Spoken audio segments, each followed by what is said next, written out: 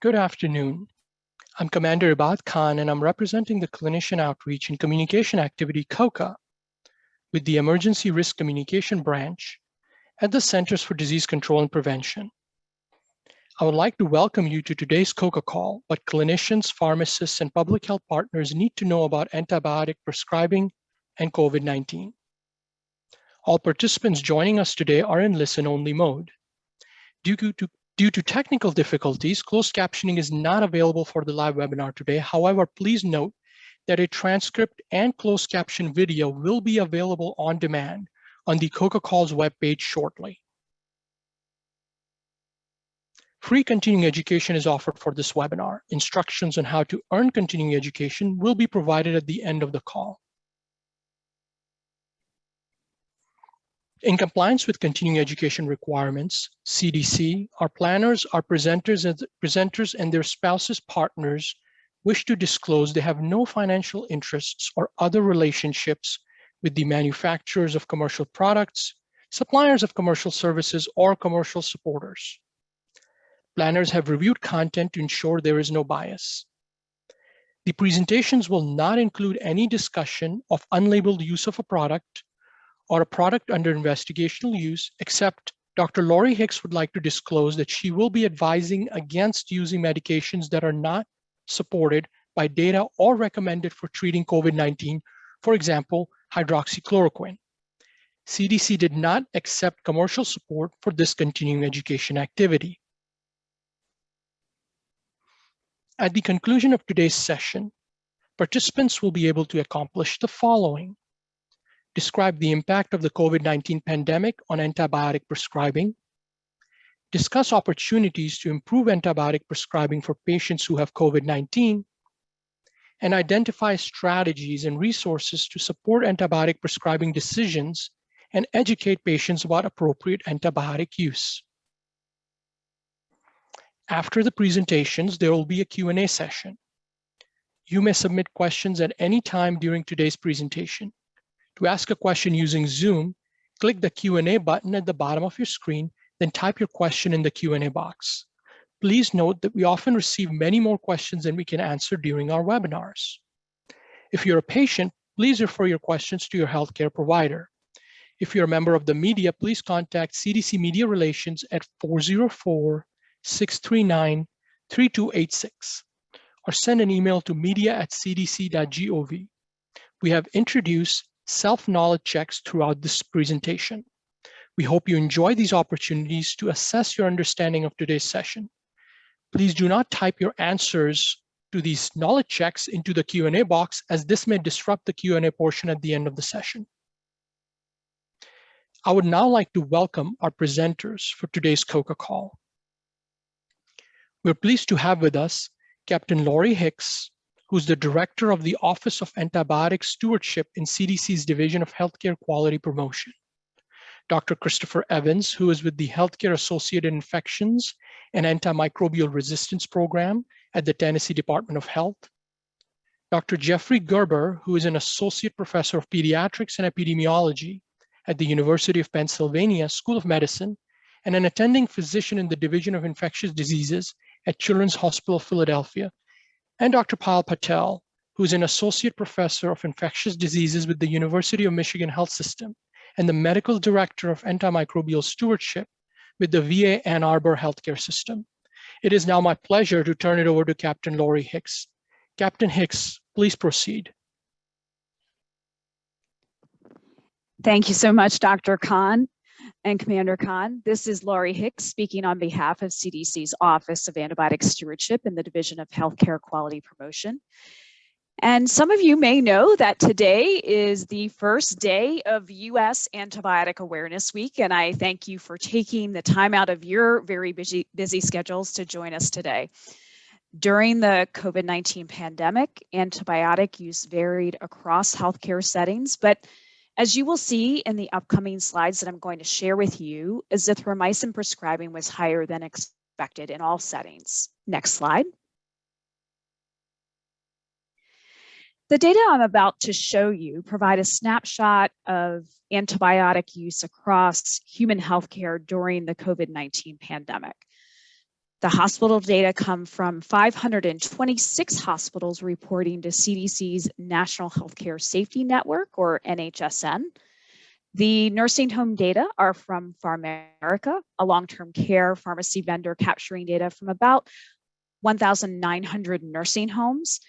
And our outpatient data sources include proprietary data from IQVIA representing retail pharmacy prescriptions in the United States and Medicare carrier claims and Part D files. Next slide. This figure shows overall hospital antibiotic use from January 2019 through August 2021.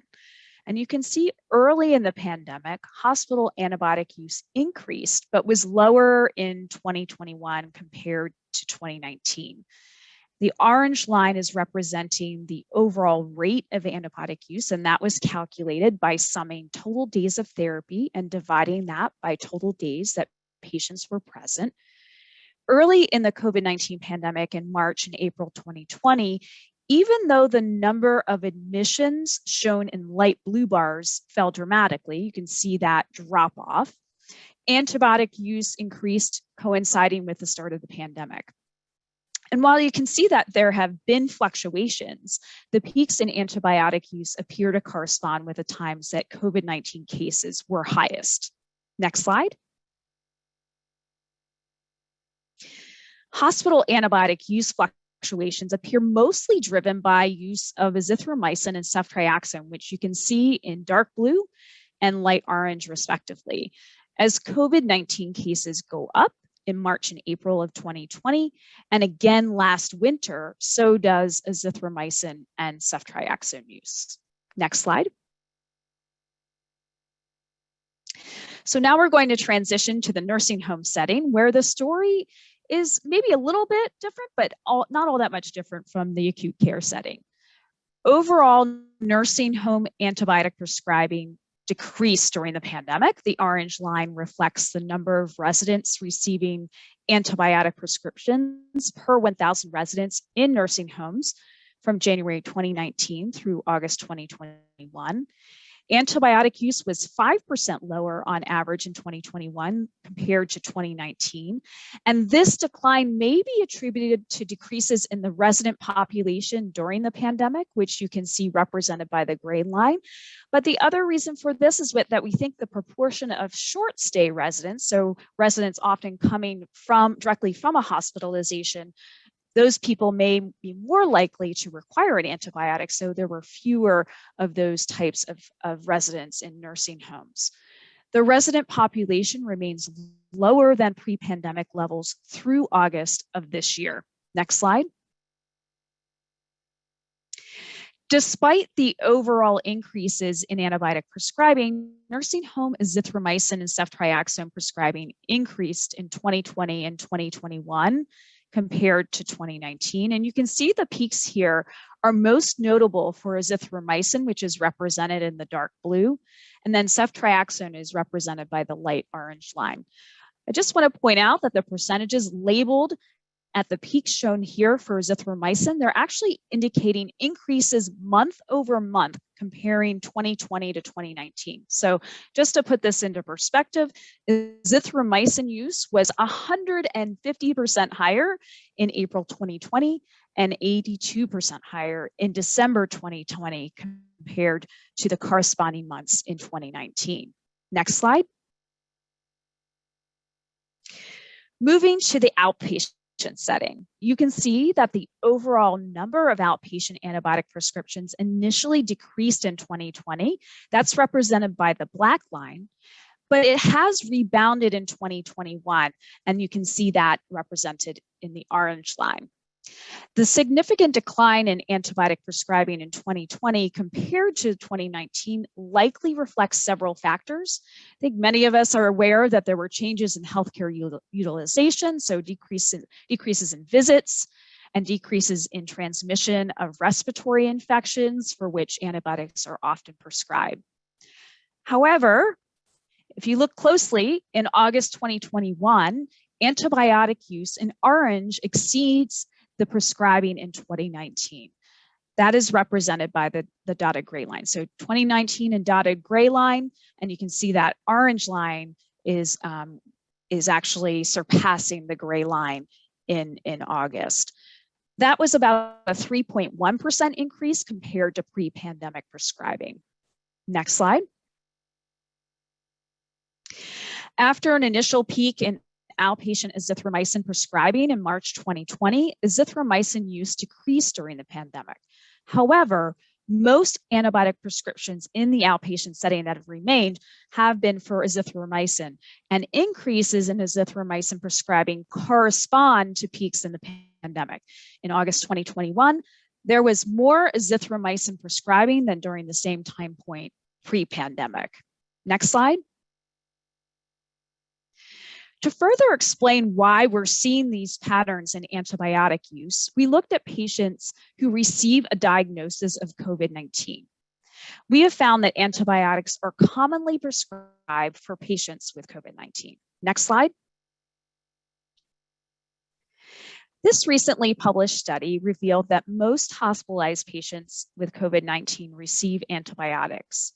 Over 80% of antibiotic courses were started at the time of admission, and almost half of all patients receive ceftriaxone, frequently in combination with azithromycin. Next slide. What is happening in the outpatient setting where patients are less acutely ill? This figure shows that outpatient prescriptions track with COVID-19 cases and visits among adults 65 years and over. The gray bars represent the number of COVID-19 visits, and you can see the number of COVID-19 cases represented by the black line in the same population.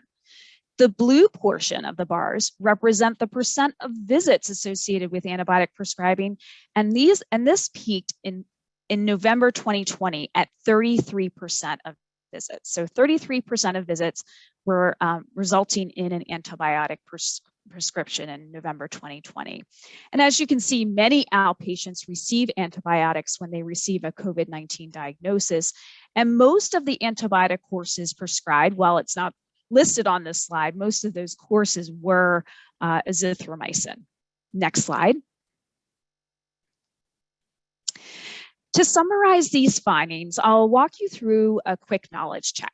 The following statements regarding antibiotic use during the COVID-19 pandemic are true except. So I want you to look here on this list of possible answers and pick the answer that is not true. So A is overall antibiotic prescribing was lower in the outpatient setting.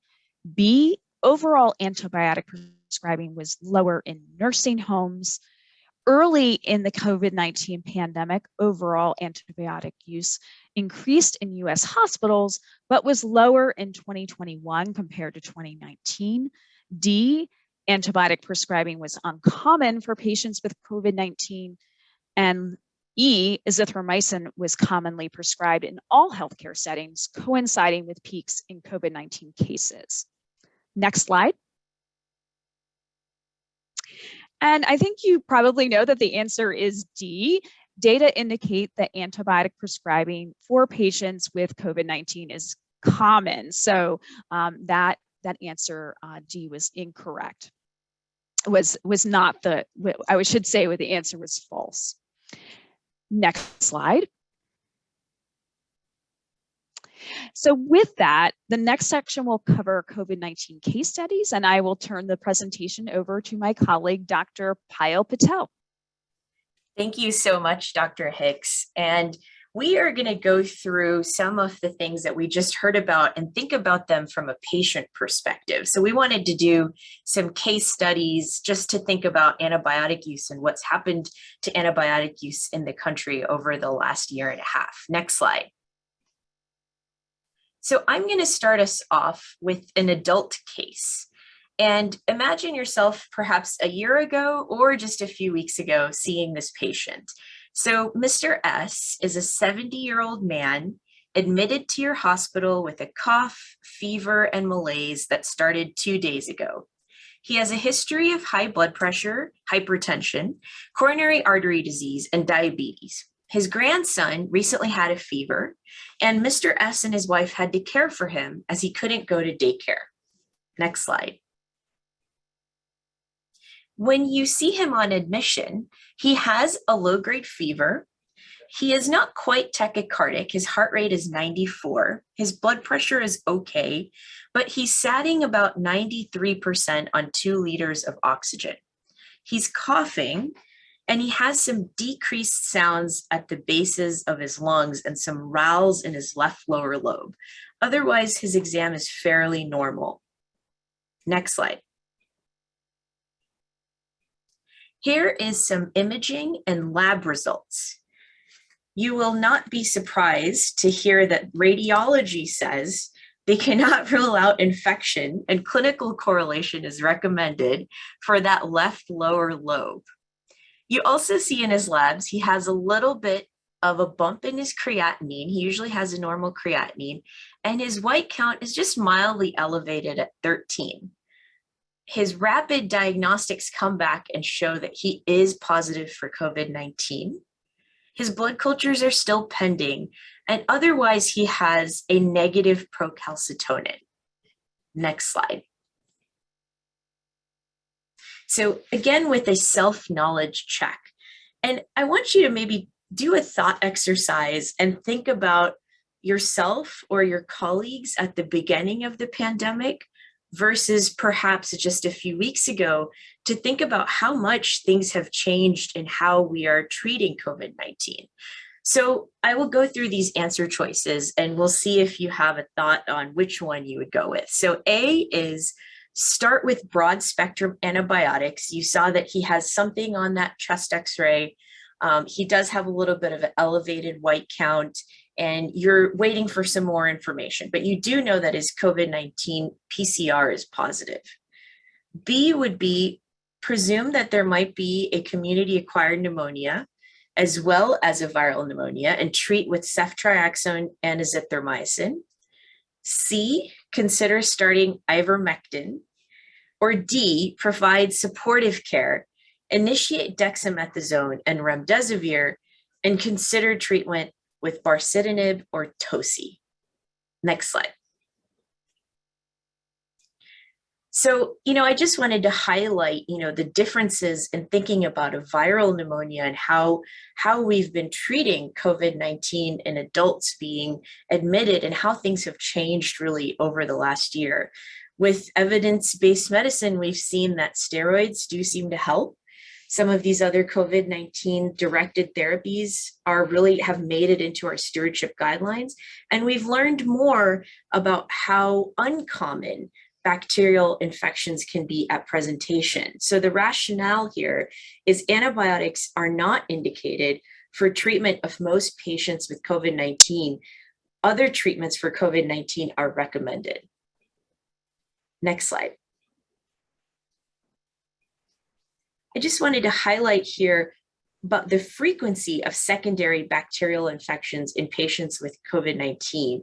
You heard from Dr. Hicks some of the evidence and some of the reviews that we've seen, and these have really been important in understanding how to treat people coming in. Early on in the pandemic, we didn't know how common bacterial co-infections were, but thanks to research, we have seen worldwide that bacterial co-infection, especially at presentation, is quite rare. And so I want providers to think about 2 instances in time for bacterial infections. That is when the patient is arriving and when they are in the hospital for days, perhaps weeks. And we've seen that when they are in the hospital for weeks, healthcare-associated infections, unfortunately, have become common. So really, you're thinking about antibiotics at presentation and then later on in their hospitalization. And again, risk factors for healthcare-associated infections can include ICU admission, steroid use, having a severe infection, antibiotic exposure, and heart failure. Next slide. What strategies can be used to optimize antibiotic prescribing for patients with COVID-19? Stewardship programs have made a huge difference, especially nationally, in improving antibiotic use throughout the pandemic. And I'm sure your facility has specific treatment guidelines, and there are many national guidelines available as well. We have resources here and available at the end of the talk. And for those listening who may not have an antibiotic stewardship program at their perhaps long-term care facility yet, using some of that expertise at a systemic level could be helpful. And when antibiotics are initially indicated, thinking about how can we de-escalate and think about duration if they are started in the beginning. These are some things we hoped you would take away. Next slide. And with that, I will hand over to Dr. Gerber. Thanks, Dr. Patel. So let's talk about pediatrics, and I think it's important, although this infection and disease has been largely centered on adults. There have been more than 6 million infections in kids. And now, although they make up only 22% of the population, last week, kids accounted for more than 27% of all SARS-CoV-2 infections. So another case study, here we have a 10-year-old boy with a 2-day history of fever, cough, and headache. No significant past medical history, has a neighbor who he's been playing with who tested positive for SARS-CoV-2 virus yesterday. On physical exam, everything is normal except for a temperature of 101 and some cervical lymphadenopathy. Specifically, there's no tachypnea and the lungs sound clear on auscultation. He has a COVID-19 rapid antigen test that is positive. And the parent's concerned he might get pneumonia and is asking if he needs antibiotics. Next slide, please. So here's our self-knowledge check. Please think through these and choose the best option for managing this patient. A, start him on amoxicillin. B, provide a clear diagnosis and counsel his parent about when antibiotics are indicated and side effects of antibiotics. C, offer recommendations for symptomatic therapy and a contingency plan for follow-up if he were to get worse. D, tell his parent this is just a virus and encourage fluids. Or E, B, and C. All right, so hopefully you've thought through this, and the answer is B and C. So a combination of providing a clear diagnosis and counseling his parent about when antibiotics are indicated and reminding them about side effects due to antibiotics, as well as C, offer recommendations for symptomatic therapy and a contingency plan for follow-up if he gets worse. And the rationale for these answers are that antibiotic treatment in this particular case, which really is a viral upper respiratory tract infection without any specific signs or symptoms indicative of a bacterial secondary or superinfection, antibiotics in this setting really could only cause harm. And then to really B and C together suggest or remind us that proven communication strategies for addressing patient and parent concerns are recommended, especially when parents might be interested in an antibiotic prescription. Next slide, please. So building on that, are there some lessons that we've learned from pediatrics that we can apply to improving antibiotic prescribing for everybody, including adults? And you'll see the logo in the bottom right corner, DART. This is a project led by Rita Mangione-Smith, who is a pediatrician health services researcher for a couple of decades, who for a couple of decades has been working on this type of communication around treatment of kids with respiratory tract infections. And so when you are faced, and the data are strong in children, but it would be surprising if they didn't apply to adults. When you're faced with a situation where a parent or a patient is intent on receiving antibiotics or questioning why they're not getting antibiotics, the clinician can effectively and efficiently communicate with parents and patients when antibiotics are not needed. And so Dr. Mangione-Smith, in a series of terrific studies, has derived sort of a formula for doing this in a way that's really efficient and effective. So first, review the physical exam findings. So in this particular case, where the parent is concerned about pneumonia, you can say, although your child has a fever, they're not breathing fast, and when I listen to the lungs, they sound clear. deliver a clear diagnosis. In this case, this is a viral infection with SARS-CoV-2, the virus that causes COVID-19 disease, and in this case, a mild case of COVID-19. And then providing a two-part negative then positive recommendation. And Dr. Mangione Smith and her team have found that this two-part and in this sequence, negative and positive, is the most effective way to both get parents to understand they don't need antibiotics and leave the office more satisfied. So an example of this might be the negative is, well, in this case, unfortunately, since it's a viral infection, antibiotics won't work. However, here are a few things you can do, and you might provide some symptomatic relief, in this case, ibuprofen or Tylenol. Here are some things you can do to make things feel better. And lastly, providing a contingency plan. Don't leave them hanging out to dry. Remind them that, well, you're worried about pneumonia. Here, in this particular case, here are a couple things to look for: fast breathing, or significant fatigue, or other signs of distress. Give us a call back in a couple of days and we can check in. Next slide, please. And very nicely, CDC has some online resources that outline all of this, including some tearaway sheets that you can print out around symptom relief. So I won't go through these in detail, but on the left, some relief for common symptoms of colds and cough, as well as viral illnesses on the right. And they suggest some nice and safe antibiotic alternatives for viral infections, which of course don't respond to antibiotics. Next slide, please. And now I will pass off to Chris Evans. Thank you. Our last case today involves an older adult in the nursing home setting. And this particular case started as a real patient, but I took some creative liberties with it. Dr. Hicks took some creative liberties with it. And while the patient may be fictitious now, I think it represents an extremely realistic situation that our long-term care residents are facing every day. This is the case of Mrs. J, who is a 79-year-old female who has a history of diabetes and congestive heart failure. She has been a resident for a nursing home for several years now and was cared for by an unvaccinated nursing assistant who tested positive for COVID-19 in March of 2020. Now, to digest this a little bit, in March of 2020, every nursing assistant was unvaccinated against COVID because we didn't have a vaccine at the time. But we've chosen this time frame to illustrate some other thoughts about this particular case. And note that even today, a number of staff in the nursing home continue to be unvaccinated. So this still represents a realistic situation today. In early April, Mrs. J developed a cough and slight increase in shortness of breath. Her vital signs remained stable, though her exam was remarkable for crackles in her lung bases. She did have a chest x-ray, which was performed on the following day, which showed faint patchy opacities on both sides.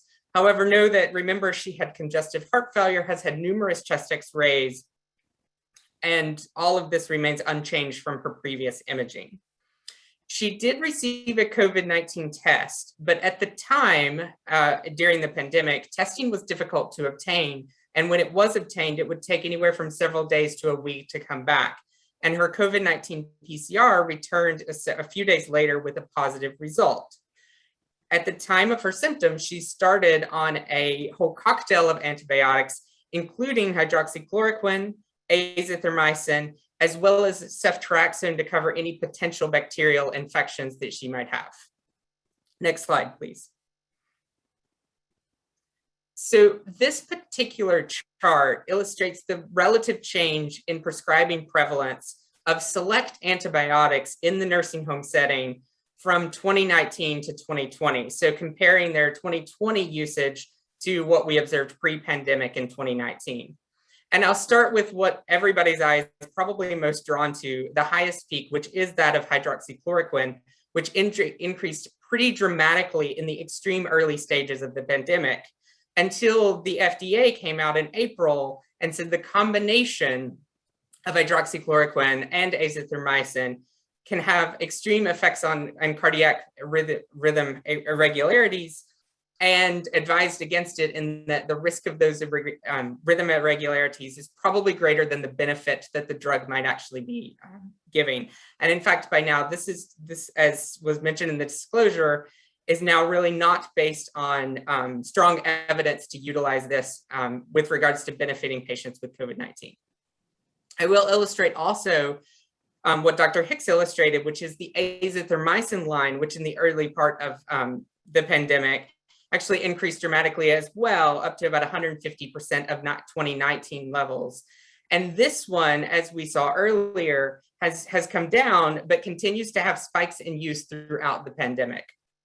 And then finally, the dexamethasone line, which is in the purple line, actually in the summer surge of 2020 saw an increase after the recovery trial was released that showed that corticosteroid use may have a significant role in treating critically ill and really severe patients with COVID-19. Next slide, please. So Mrs. J is actually a two-part case. She completes a course of the hydroxychloroquine, azithromycin, and ceftriaxone, despite the fact that she had a viral infection with no significant change in status until about mid-April. On April 16th, she developed a fever and chills, and she did still have a lingering cough, but that's not unexpected after an acute respiratory infection. Now she's slightly confused and has new onset diarrhea, abdominal pain, and tenderness. She has an elevated white blood cell count. She does have a repeat chest X-ray, which shows no change, but because she's having new onset diarrhea, her stool is sent down for C. difficile testing, which does return positive. She started on therapy, but her condition deteriorates and she does require hospitalization 2 days later. I think what Mrs. J's case really illustrates well is that antibiotics, regardless of whether they're used appropriately or inappropriately, are not necessarily the benign agents that many people think them to be, and they do have unintended consequences. Most notably that we observed in Ms. J, which is the development of secondary bacterial C. difficile infections, which comes primarily from her use of broad spectrum antibiotics, most notably the third generation cephalosporin ceftriaxone. The other unintended consequence that's not necessarily illustrated in her case is the development of antibiotic resistance, which may lead to patients being colonized and subsequently infected with organisms that are much more difficult to treat, have worse outcomes, and actually pose a number of infection control and prevention risk as well. Next slide, please. So for the self-knowledge check on this particular case, what do you think could have been done to improve the quality of care and prevent the C. difficile infection in this case?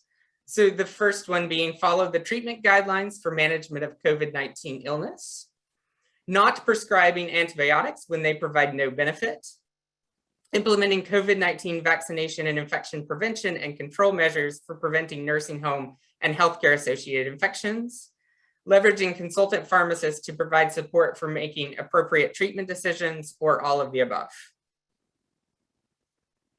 And you can go to the next slide. Hopefully, most people will agree that all of the above are steps that could have been taken to improve the quality of care in this patient and hopefully prevent the C. difficile infection.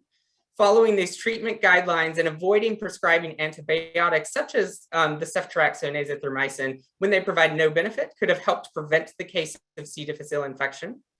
Nursing homes across the country have actually done enormous efforts to implement COVID-19 vaccination in all of their residents and their staff, as well as improve their infection prevention and control measures during this pandemic.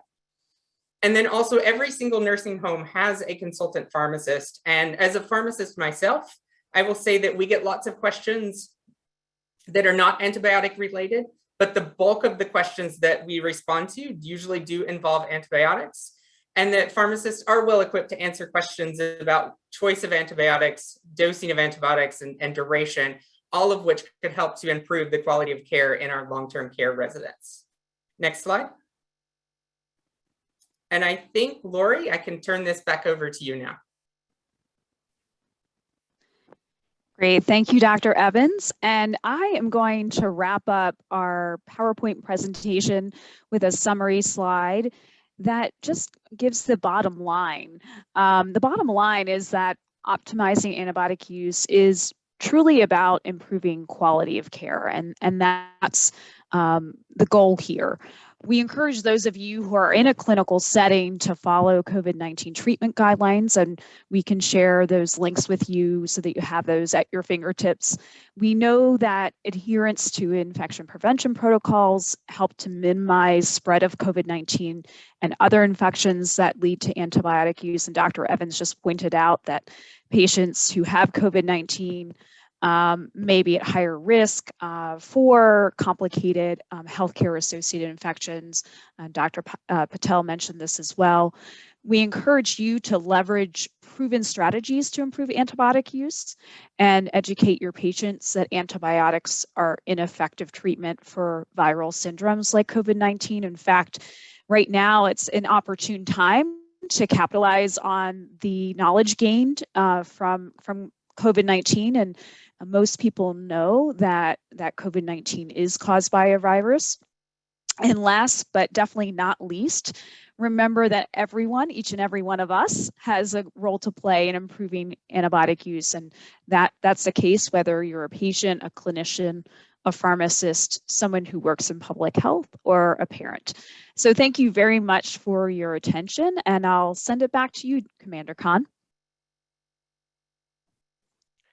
Presenters, thank you so much for providing our audience with this timely and important information. We will now go into our Q&A session. Please remember to ask a question using Zoom. Click the Q&A button at the bottom of your screen, then type your question. And please note that we receive many more questions than we can answer during our webinars and may not be able to get to your question. Our first question asks, presenters, while you make a good point that most patients who have COVID-19 do not require antibiotic therapy, are there any situations when managing a patient that you would consider treating with antibiotics who has either tested positive or is presumed positive with test pending for SARS-CoV-2? Yeah, I can start off. This is Payal Patel. This is a great question. And I think this is something that antibiotic stewardship programs identified early on as a high yield target. And so if you're worried about how this is being thought about at your center, I would say, no need to recreate the wheel. There's a lot of nice algorithms that have been used in different settings. For example, at the University of Michigan, we did use procalcitonin as part of, trying to decide if you did have a negative procalcitonin, along with other evidence of a COVID-19 infection. That did in our patient population and probably nationally and internationally mean that the chance of them having a secondary bacterial infection at admission is probably very low. So using something like that has been used, perhaps before, can really help in an algorithm way to help a stewardship program implement when and when not to consider antibiotics, at least upon admission. Great, thank you so much for that. Our next question asks, do you consider vaccination, whether it's COVID-19 or another vaccine, a helpful tool for improving antibiotic use? It's Jeff Gerber. I'll maybe take a first crack at that. Absolutely. And there are data showing that vaccination against influenza reduces antibiotic use for upper respiratory tract infections. Vaccination against pneumococcus reduces antibiotic use, particularly through reducing the diagnosis of pneumonia. And it stands to reason that vaccinating people against COVID-19, because it often presents as a respiratory tract infection, should reduce overall antibiotic use. We were seeing, Dr. Hicks presented a correlation between antibiotic use, COVID-19 diagnosis and antibiotic use. So it stands to reason. I don't know that it's been proven yet, but I'll be shocked if it's not an effective strategy. Thank you. can you elaborate a bit more on what role public health sector can play in supporting improvements in antibiotic use?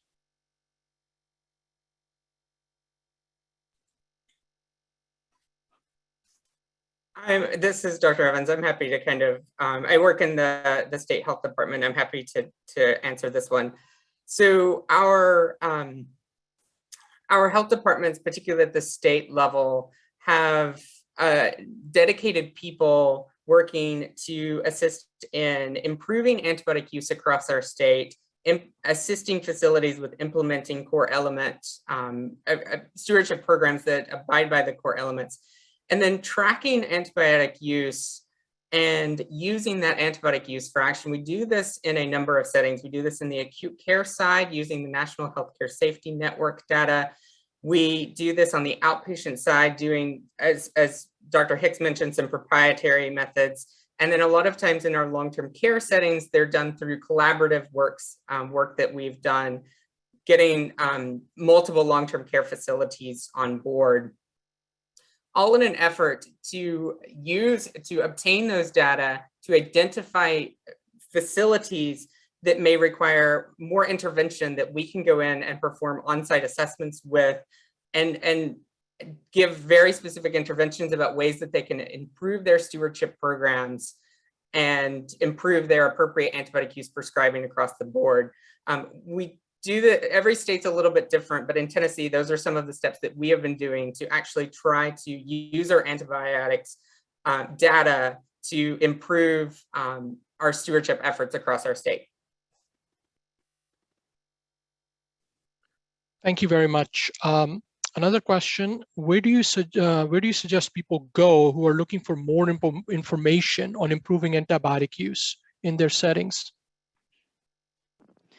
Great, thank you, Commander Khan. This is Laurie Hicks. I'm going to ask the coordinators to move back to a slide. We have a slide with resources here. Great, thank you so much for sharing that. And you'll see here that there are a number of resources on this slide. This is not a comprehensive list by any means, but I wanted to share these 3 different sources of information as reliable sources and very relevant to the discussions we were having today. So the CDC has antibiotic use resources on our website, and it's a very comprehensive website. There's all kinds of materials available there. There are, I would say, education materials for clinicians, education materials for patients, and materials that pharmacists can use, many different types of resources there that I encourage you to take a look at.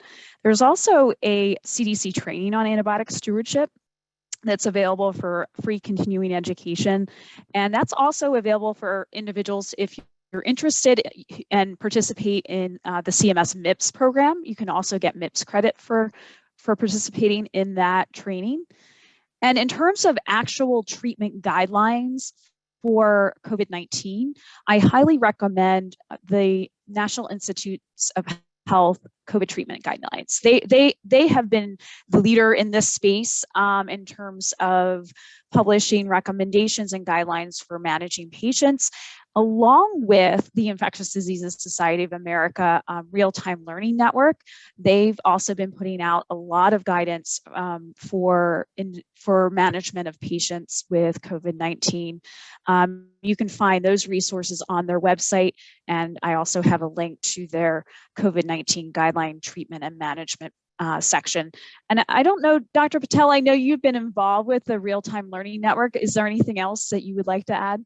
Yeah, I would just say we do have a section on antimicrobial stewardship within the real-time learning network. And we also more recently have been going towards making more infographics for both patients as well as frontline providers. And in the question and answer, you'll see one of the first infographics that we've made on ivermectin and some of the risks associated with that. And we're going to continue to be kind of working with that. And I hope that that's a resource for everyone on this call in the future. So please check out our website, which is the last link here on the resources slide.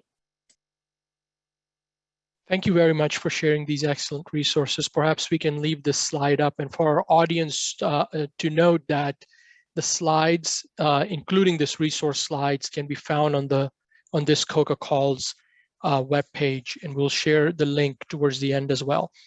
Our next question asks, presenters, do you anticipate higher antibiotic prescribing at family practice and community clinics in the near future as more people return to those practice sites?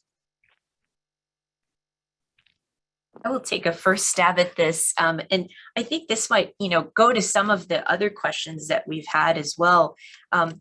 Before the pandemic started, one of the things that we had been focusing on as a nation is really increasing antibiotic stewardship at the outpatient level, meaning clinics, family practice, primary care.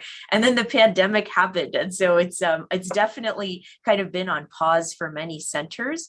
But I think that is going to be a focus here in the United States. And so the hope is that that is really going to be a focus of incoming stewards and existing stewardship programs. So I think we are thinking about that as we kind of come towards what's next. Speaking of what's next, this is Dr. Evans.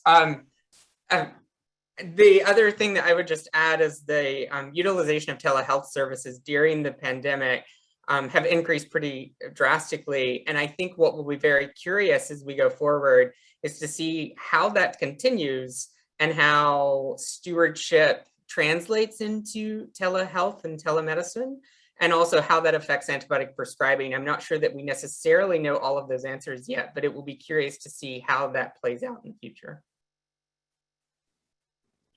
Thank you very much, both of you, for your perspective. Our next question asks, our facilities are still getting questions about hydroxychloroquine and ivermectin. Do you have any counseling recommendations or tips or lessons learned you all can share from your practice areas? This is Dr. Evans. I actually specifically put the hydroxychloroquine case in there, so I'll respond.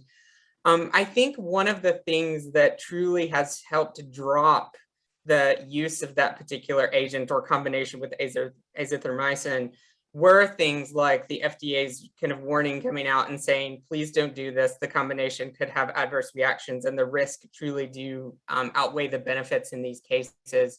I think similar language could be said for the adverse reactions of things like ivermectin as well as we go forward into that. In the long-term care setting, the use of that agent hasn't actually increased quite like it has in sort of the outpatient setting as well.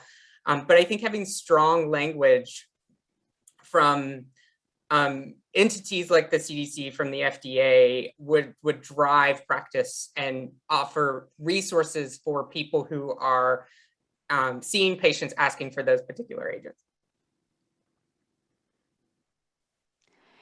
Yes, and this is Laurie. I would just say that when I've been reviewing the data, I think the key piece of information that I've been trying to share with friends and family members who ask me about treatments for COVID-19 is that when you look at the data related to ivermectin, there now have been some studies that look at outcomes in individuals who've taken ivermectin for COVID-19, either comparing to, I think, placebo or what is considered standard of care. And there's no clear reduction in mortality. There's no reduction in the need for ventilator or support. There's no impact on symptom resolution. And so the data are so far not indicating that there is any benefit. And as Dr. Evans mentioned, when you give somebody a medication that doesn't have any benefit, but it could only cause harm, I think that is a problematic approach to medicine. And that's what we're trying to avoid in general with unnecessary antibiotic use as well, as we're trying to avoid giving patients medications that will not benefit them and could potentially lead to harm. And so I would say in the case of ivermectin, that is that is along the lines of what we're trying to communicate. And the same thing goes for hydroxychloroquine, even though our program is very much focused on medications that treat, bacterial infections, antibiotics. I think the same could be said for these other agents that are being touted as possible treatments. So I think the key is just to follow the science here. Thank you very much. Our next question asks that in light of this sort of unprecedented time that we find ourselves in and the unusual flu seasons that we have had in the past, do you anticipate seeing an increase in antibiotic use in this flu season? And if so, are there additional strategies or lessons learned that you can share?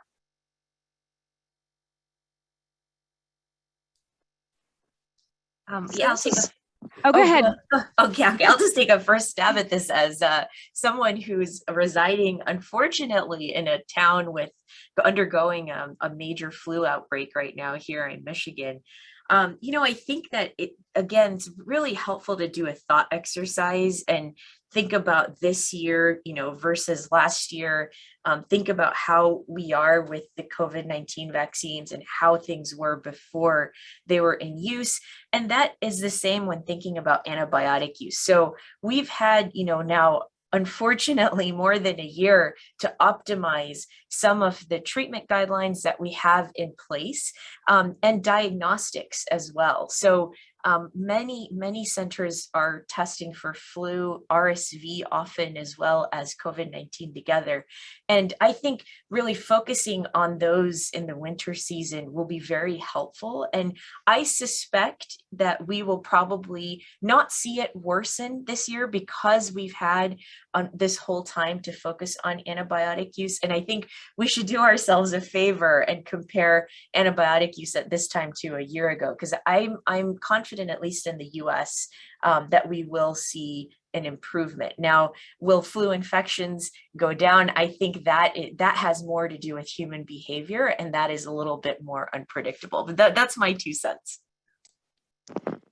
Yeah, and this is Laurie Hicks. I think one comment that Dr. Gerber made earlier was about the value of vaccinations in reducing and improving antibiotic use. And I think flu is another perfect example of how a vaccine can be leveraged to improve antibiotic use. Now, again, influenza virus, so antibiotics don't work for viruses, but we know that every year, as our viruses increase in circulation and people develop respiratory infections, we see increases in antibiotic use corresponding with those increases in viral circulation. So, yeah, I think it wouldn't be surprising to see an uptick in antibiotic prescribing, because we see a lot of antibiotic prescribing for patients who have known diagnoses of influenza.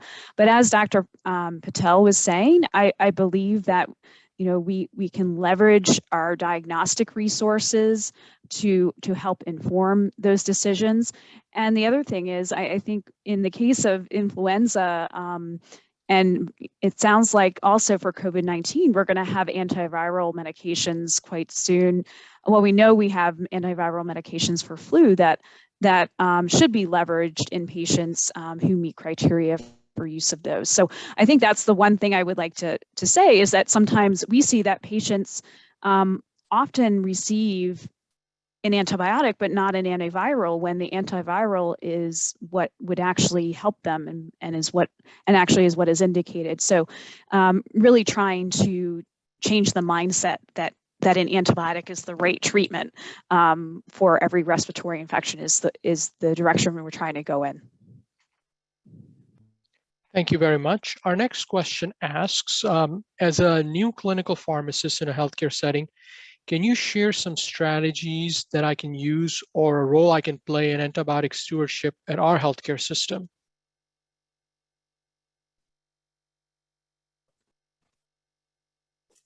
This is Dr. Evans again. Yes, absolutely. I think there are a myriad of resources out there. Most notably, the slide previously that Dr. Patel put up that included the core elements of hospital antibiotic stewardship programs. If I'm interpreting the question as you're within an acute care hospital setting, there are those same type of elements or documents available for each type of healthcare setting, if that is not the case. But that is just the start, and there's a whole host of interventions, et cetera, that you could do. And honestly, I would honestly like to just take and let's sit down and chat and see where you are and what your next steps would be. If you were in a Tennessee facility, that's what we would be doing anyway. But I think that is the best place to start, to see what type of how to get your program up and running, and who needs to be at the table, and then what interventions you are going to place, and then what are you going to track and report. Great, thank you very much. And we have time for one last question. And I think Captain Hicks, you did touch on this briefly. And what the question essentially is asking is, do you project the antibiotic use for COVID-19 patients will decrease as Pfizer and Merck COVID-19 medications receive authorization? Yes, this is Lori. That is my hope. But I did mention that even though we have antiviral treatment for flu, that we still see a lot of antibiotic use for influenza. So I think this is really about taking the opportunity and the knowledge gained during the pandemic that COVID-19, this syndrome, is caused by a virus, and really taking that opportunity to educate our patients that antibiotics don't work for viruses. And so I think when these other options become available, it will be easier for clinicians. I think one of the challenges that we hear related to patient and provider interactions, especially in the outpatient setting, is that the clinician wants to be able to help the patient. They want to do something for the patient. And so it's really about hoping that they're making a choice that is actually going to help the patient, as opposed to lead to potential harm. And so in the case of a antiviral option, or other supportive care for COVID-19, I think that is the route that we are hoping that clinicians will go, instead of prescribing an antibiotic when it will not provide any benefit. Great, thank you very much. I want to take a moment to thank everyone for joining us today, with a special thanks to our presenters, Captain Hicks, Dr. Evans, Dr. Gerber, and Dr. Patel. We appreciate your time and sharing your expertise with us. Audience, all continuing education for COCA calls are issued online through the CDC Training and Continuing Education online system at https://tceols.cdc.gov. Those who participate in today's live COCA call and wish to receive continuing education, please complete the online evaluation by December 20th, 2021 with the course code WC292-111821. The access code is COCA 111821. Those who will participate in the on-demand activity and wish to receive continuing education should complete the online evaluation between December 21, 2021 and December 23, 2023, and use course code WD2922-111821. The access code again is COCA 111821. Continuing education certificates can be printed immediately upon completion of your online evaluation, and a cumulative transcript of all CDC ATSDR continuing education obtained through the CDC Training and Continuing Education online system will be maintained for each user. Today's COCA call will be available to view on demand a few hours after the live COCA call at emergency.cdc.gov emergency.cdc.gov/COCA. Again, that's emergency.cdc.gov/COCA.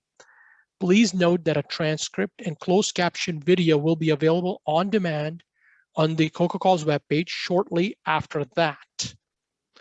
Please join us for our next COCA Call on Thursday, December 9, from 2 p.m. to 3 p.m. Eastern, where the topic will be molecular approaches for clinical and public health applications to detect influenza and SARS-CoV-2 viruses. Free continuing education will be offered. We invite you to subscribe to receive announcements for future COCA Calls by visiting emergency.cdc.gov/COCA/subscribe.asp. Please share these call announcements with your clinical colleagues. Keep up with new research and scientific studies about COVID-19 by signing up to receive CDC's weekly COVID-19 Science Update email by visiting the link on this slide. And again, these slides and the instructions I'm sharing are available at emergency.cdc.gov/COCA.